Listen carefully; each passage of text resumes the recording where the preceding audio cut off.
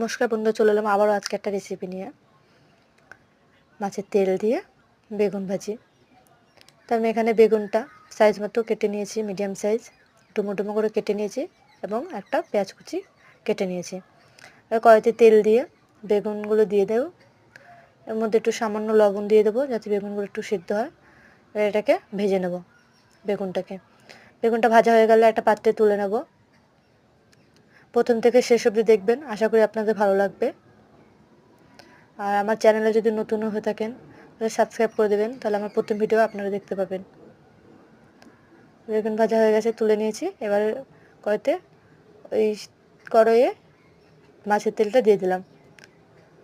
আমি এখানে বেশি তেল দিলাম না, মাছের তেল দিয়ে তেল বেরাবে।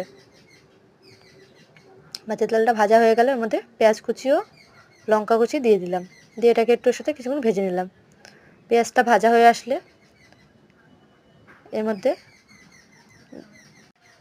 লঙ্কার গুঁড়ো, হলুদ গুঁড়ো ও পরিমাণ মতো সামান্য লবণ দিয়ে দেবো।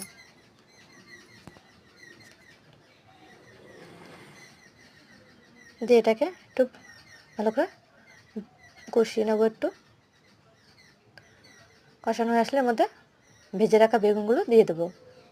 দিয়ে এবারে এটাকে ভালো করে ভেজে নেব। কিছুক্ষণ নাড়াচাড়া করে কিছুক্ষণ ভেজে নেব। 5-10 মিনিট এভাবে ভাজতে থাকবো, নাড়াচাড়া করতে থাকবো। এক পর্যায়ে যখন এটা হয়ে আসবে তখন এটা নামিয়ে নেব। ভাজা হয়ে এসছে, এটাকে নামিয়ে নেব। নামিয়ে নিলাম। এটা খেতে খুবই ভালো লাগে, অনেকে এই দিয়ে এক থাল ভাত খেয়ে নেয়, আর কিছু লাগে না। আমারও খুবই ভালো লেগেছিল, আমি কোনোদিন খাই না কিন্তু খেয়েছিলাম, খুবই ভালো লেগেছিলো। আপনারাও বাড়িতে ট্রাই করবেন। আর যদি ভালো লাগে লাইক কমেন্ট সাবস্ক্রাইব করবেন। দেখার জন্য ধন্যবাদ।